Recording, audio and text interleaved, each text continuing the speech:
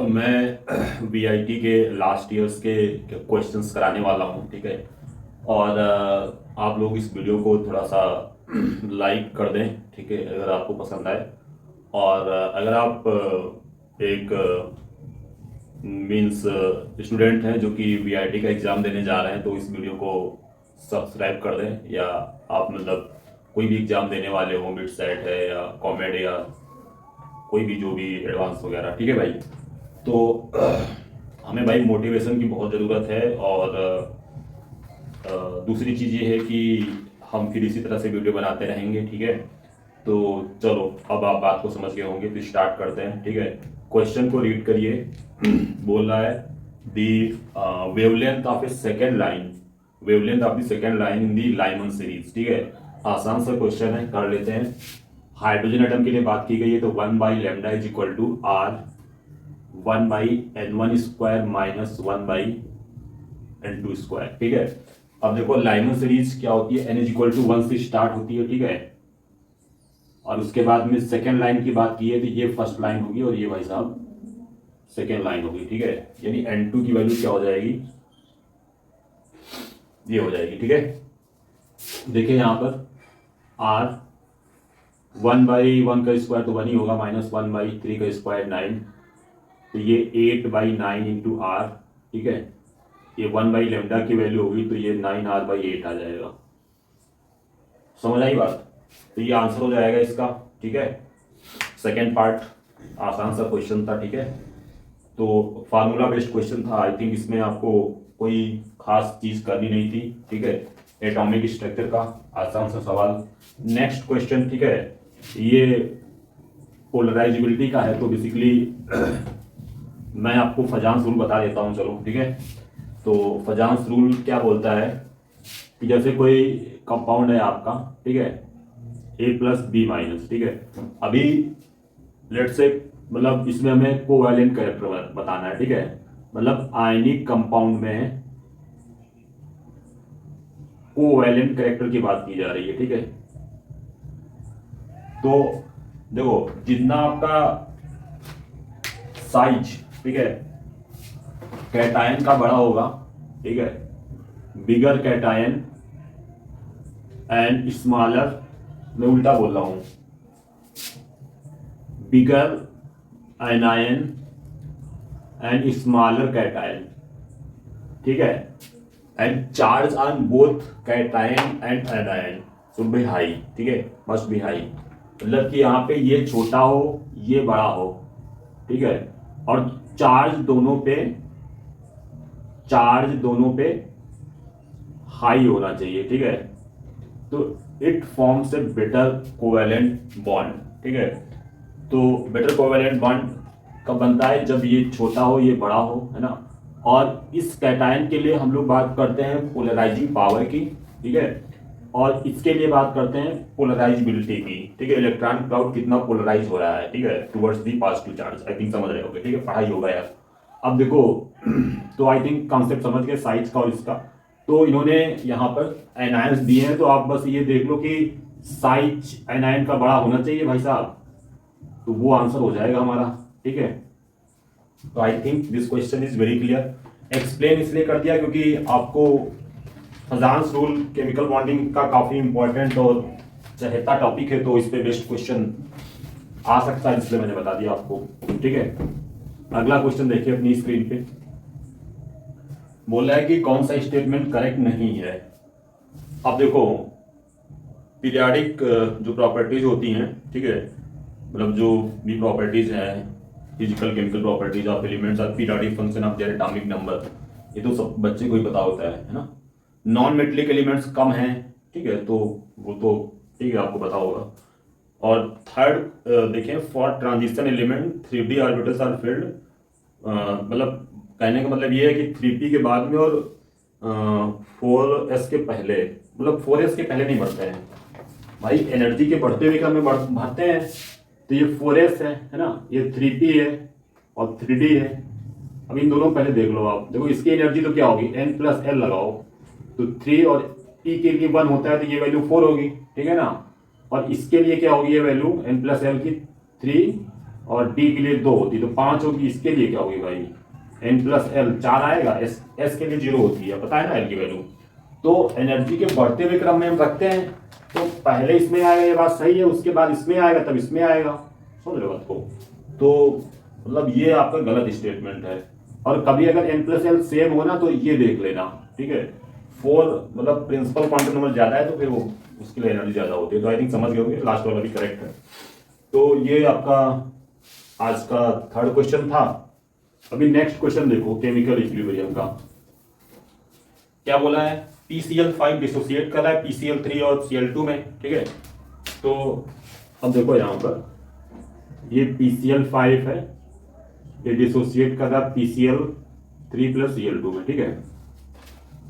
अब वही लिखो यहाँ पे, DOD अल्फा दिया भी हुआ है, ठीक है। कितना होगा 0.5, तो 1 माइनस अल्फा अल्फा अल्फा, ठीक है।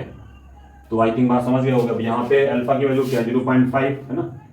तो क्या बोलते हैं आप, केपी लिख लो डायरेक्ट ना, mole fraction of PCl3 alpha upon total mole कितने होंगे 1 प्लस अल्फा होंगे इंटू पी, और इसके लिए लिखो अल्फा अपान 1 प्लस अल्फा इंटू पी, और डिवाइड बाई ये आएगा 1 माइनस अल्फा अपान 1 प्लस अल्फा इंटू पी।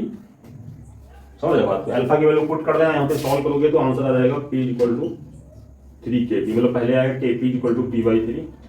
तो इतना आपसे हो जाना चाहिए, ठीक है ना। ये सवाल था आपका, आई थिंक कर लोगे आप, ठीक है। 40 नंबर क्वेश्चन थोड़ा अच्छा है, क्योंकि यहाँ पे मतलब सच बताऊं तो पहली बार में मुझे थर्ड वाला करेक्ट लगा था, लेकिन ऐसा नहीं है, क्योंकि मैं ये चीज पढ़ा हूँ, ठीक है। देखो काइनिजालो सबको पता है कि एल्कली की प्रेजेंस में होती है, बेस होता है स्ट्रांग 50% NaOH KOH, ठीक है। दूसरा क्या है कि एल्डोल एल्कली की प्रेजेंस में होंगी, ठीक है। और एल्डोल आपकी मतलब एसिड की प्रेजेंस में भी हो सकती है, उसकी मैकेनिज्म भी पढ़ते हैं। तो ये मतलब इसका लास्ट करेक्ट होगा जो आंसर है ना, तो लास्ट वाला इसका 40 का, ठीक है। नेक्स्ट देखो, जो इसमें इलेक्ट्रॉन का चेंज कितना होगा 41 में, ठीक है। ये देख लेना क्वेश्चन, इसमें 3 का चेंज होगा, ठीक है। और IUPAC नेम वाला हम करा रहे हैं, ठीक है। 42 नंबर देखो जरा ध्यान से, कई बार इसमें कंफ्यूजन होता है, तो कंफ्यूज मत होना। ये कंपाउंड है आपका, और यहाँ CH3 का, ठीक है।